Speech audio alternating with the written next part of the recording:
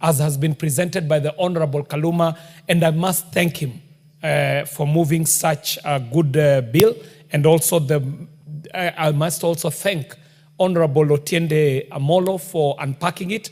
But more importantly, I must thank Wakili TJ Kajwang for bringing it home, defining it according to the principles that are going into this bill, as opposed to the detail of the monies and the math of how it is going to be split, because that is neither here nor there. We are here because of the principles behind the matters that have got us to this place. And Madam Speaker, I must also thank Honorable Kaluma for assuring us that whatever is happening in the courts has its place. But Honorable Speaker, this matter belongs in Parliament. Parliament is not supposed to be a house of lamentation. This is where we make the laws. And if there is an issue that is affecting the people that we represent, then let's bring it to the House, let's canvass it, and let us debate it and pass it as should be passed, Madam Speaker. So I am glad that this is finally before us after such a long season of lamentation, and especially that which was occasioned by the issues around RMLF and our contest between Parliament and the governors. Madam Speaker, this bill, as I am seeing it, is seeking to primarily first align the whole road sector with our new constitution.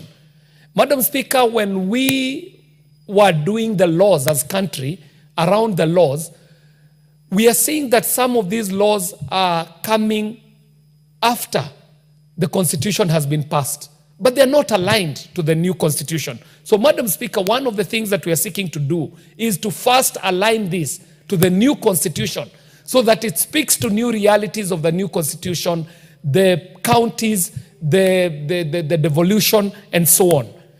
Madam Speaker, another main issue that makes me want to support this is the classification and the attempt at classification of our roads. Madam Speaker, what has been happening is criminal even.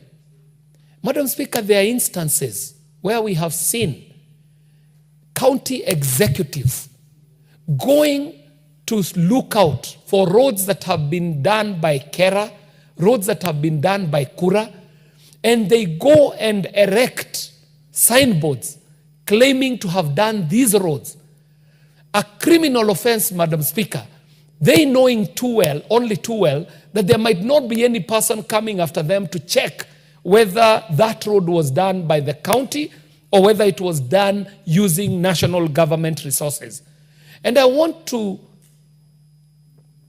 add weight to what the Honorable TJ Kajwang said, that we who are representing people in urban areas, we who are representing people in city counties, we find ourselves so disenfranchised because when arrangements are being made for resource allocation, people assume somehow that cities are already resourced for. But the Honorable TJ Kajwang can tell you for a fact that some of the better roads that have been done in Nairobi City County have actually been done by Kenya Rural Roads Authority. In constituencies like the Dagoretti South constituency, Madam Speaker, some of us came to the city in 1969. Dagoretti South as a constituency was brought into the city precincts in 1969. Previously, Dagoretti had been in Kiambu. What happens, Madam Speaker, is that then constituencies like Dagoretti South, being brought into the city so late in the day, have to play catch-up to bring city infrastructure into being. Key among them, roads. But in the recent past, Madam Speaker, what we have seen is that even as we are depending on government to bring us up to speed with the city status, we realize that we suffer a unique problem. Because in a place like Nairobi City County, we rarely get to see the county making any roads. In fact, Madam Speaker, the biggest job that the county does is to destroy the roads that are already done. For example, Madam Speaker, as we speak now, I am a jittery person because a road that was done only so recently by Kenya Rural Roads Authority, Wanyeklos, today has been excavated by City County so that they can do whatever they want to do. It could be a service line, it could be electricity, it could be connectivity to Wi-Fi, but I think this one is an issue to do with sewerage. But every time that the county destroys the road, putting these facilities, they rarely come back to repair the road. And in fact, Madam Speaker, I'm saying it from the floor of the House here today, that we're putting the county, Nairobi City County, on notice that each time you destroy these roads, please come back and repair them to the status that you found them in. Because for now, as it stands, Madam Speaker, all we know the county for doing is destroying the roads that are already done and never bringing them back to the status that they require.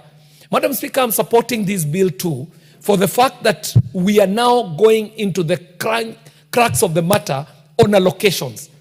And not only stipulating the allocations, Madam Speaker, but also seeking to find out where this 10% that is always left with the implementer goes to, Madam Speaker. As it sits now, that conversation is up in the air.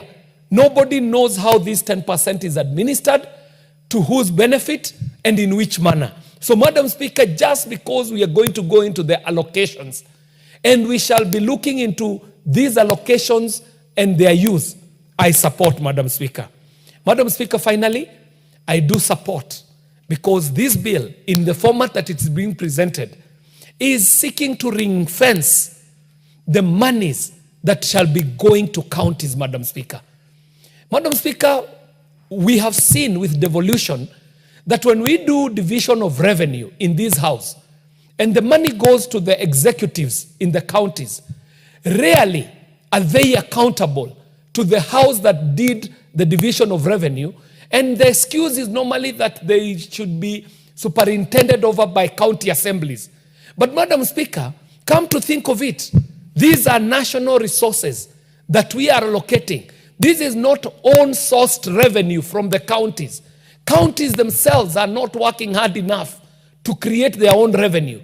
But they are very quick to come to the table for the division of the cake on the national revenues as have been collected, Madam Speaker. So the fact that we shall be ring-fencing roads monies within the county budgets, that alone for me is reason enough for me to be supporting this bill. Finally, Madam Speaker, I do think that the push and pull between ourselves and the county executives is unnecessary. What this parliament has been able to do, even in the absence of good frameworks like we are putting up today, even just on RMLF, Madam Speaker, has to be celebrated. Madam Speaker, I know you're a proponent of the bottom-up economic transformation agenda. And in Bita, when we were campaigning, one of the things that we were talking about is how we shall make Kenya a saving nation. And Madam Speaker, this parliament was agreeable that a certain percentage of RMLF must be set aside for savings. And Madam Speaker, what has happened in a few short months, the amount of money that country has been able to save by just setting apart a piece, a very small percentage of RMLF to go to savings, is something that shall be celebrated for generations to come. So, Madam Speaker, I do stand to support this. I support, first, because it is going to align us with the Constitution. Secondly, because we shall go into good classification. Thirdly, because we shall make allocations clear and transparent. And finally, the fact that we shall be able to ring-fence the roads monies that go to county are good reasons enough for me to support. And in the third reading, Madam Speaker, for constituencies like Nairobi City constituencies. Thank you, Honorable Patrick Ntwigwe. Thank you, Madam Speaker. I'll be very brief. First, I want to thank and congratulate my friend Karuma. Now I've learned that I can't call him my learned friend because I'm not learned, I'm educated from the medical sector. From the medical sector, because he has really moved this bill in a very elaborate way. It was so clear, even to those who might not have learned the bill, the way he has gone through it now, it's so clear to everybody. I want to say two things. One, there has been so much corruption in the road sector because of poor classification or not very clear classification of roads. Because county governments, calling themselves government and independent, you do a road, tomorrow they process documents and pay. So this classification of roads is very good, and it has come out very clear on how roads will be classified. And I want to thank my neighbor at home, Justice Mutebe, who made that ruling, because it opened our eyes as members of parliament that we needed to register and stop crying. Finally, we are there now. Instead of crying, we are there. We are having a law now that will guide how monies will be shared. And my friend Karuma was very clear.